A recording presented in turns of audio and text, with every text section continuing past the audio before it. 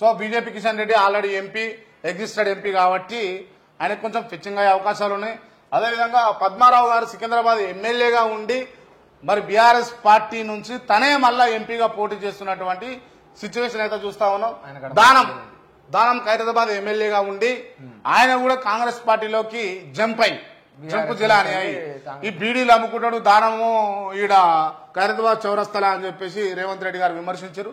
సరే మళ్ళా అదేందో ఇక అదంతా మళ్ళా అదే పార్టీలోకి జాయిన్ చేసుకున్నాడు. మొత్తానికి రేవంత్ రెడ్డి కండువా కప్పి రమ్మన్నారు, వచ్చిండు. మళ్ళా ఏఐసీసీ అనేదట నువ్వు ఎమ్మెల్యే పదవికి రాజీనామా చేస్తేనే నిన్ను మా కాంగ్రెస్ పార్టీలో జాయిన్ చేసుకుని మీకు టికెట్ ఇస్తాము అని అన్నారు. వార్తలు వినిపించినాయి, అవి గప్చుప్ గమేలు అయిపోయినాయి. మళ్ళా ఇదంతా వృధా. అంటే ఏంటంటే బ్యాక్లాగ్ పోస్టులు అంటారు చూసావా? బ్యాక్లాగ్ పోస్టులు అంటే ఏం జరుగుతుంది అంటే ఇది ఎందుకు చెప్తా ఉంటే ఒకసారి వినే ప్రయత్నం చేయండి మిత్రులారా. బ్యాక్లాగ్ పోస్టుల వల్ల అంటే నేను ఓవరాల్ గా చెప్తా. నువ్వు డిగ్రీ పాస్ అయినావు, ఇంటర్ పాస్ అయినావు, పీజీ కంప్లీట్ చేసినావు. నువ్వు ఏమేమి ఉద్యోగాలకు అప్లై చేసినావు అంటే కానిస్టేబుల్ ఉద్యోగానికి అప్లై చేసినావు, సివిల్స్ రాస్తా ఉన్నావు, అదేవిధంగా గ్రూప్స్ రాస్తా ఉన్నావు. నువ్వు నేనేం చేసినా నేను ఇంటర్ చదివే విద్యార్థిని. నేను ఇంటర్ చదివినా నాది అయిపోయింది. నాకేముంటుంది అంటే కానిస్టేబుల్ ఉద్యోగం వస్తే బాగుండు అని అంటుంది. నేను కానిస్టేబుల్ ఉద్యోగానికి అప్లై చేసిన, నువ్వు అప్లై చేసినావు, నేను అప్లై చేసిన. ఏమైంది అంటే కానిస్టేబుల్ ఉద్యోగం నీకు వచ్చింది, నువ్వు 3 రాసినావు, నేను కానిస్టేబుల్ ఒకటే రాసిన, నాకు కానిస్టేబుల్ రాలే. నీకు మళ్ళా కానిస్టేబుల్ రిజల్ట్స్ తర్వాత మళ్ళా గ్రూప్ వచ్చింది, గ్రూప్ పాస్ అయిపోయినావు, నువ్వు భర్తీ అయిపోయిందా. మళ్ళీ దాని తర్వాత సివిల్స్ రాసినావు, సివిల్స్ భర్తీ చేసినావు. నువ్వు ఇప్పుడు నువ్వు ఏడిపోతావు ఇక మూడిట్లల్లా. సివిల్స్ కలెక్టర్ అవుతావా లేకపోతే సివిల్స్కి వెళ్ళిపోతావు.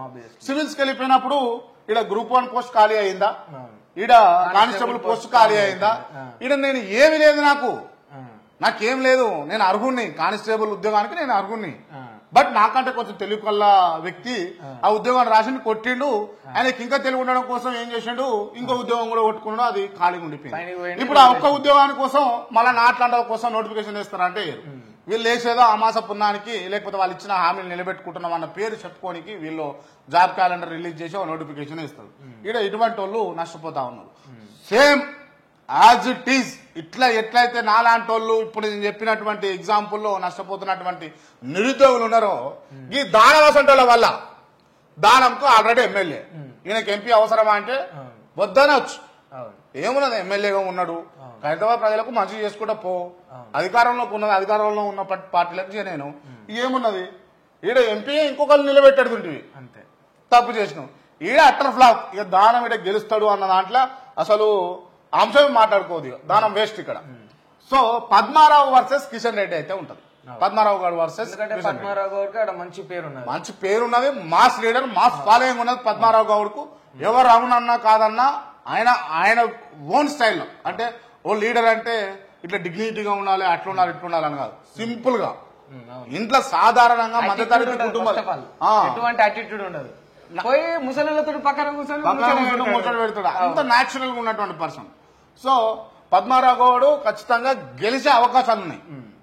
సో కిషన్ రెడ్డికి కూడా ఆల్రెడీ ఎంపీఏ కాబట్టి తను బీఏపీ అవా నడుస్తా ఉంది కాబట్టి తను కూడా తన ప్రయత్నం చేస్తా ఉన్నాడు. తన వర్సెస్ ఎవరికి, పద్మారావు వర్సెస్ కిషన్ రెడ్డి ఉండే అవకాశాలు ఉన్నాయి. వీళ్ళిద్దరి మధ్యలోనే పోటీకి సికింద్రాబాద్ లో.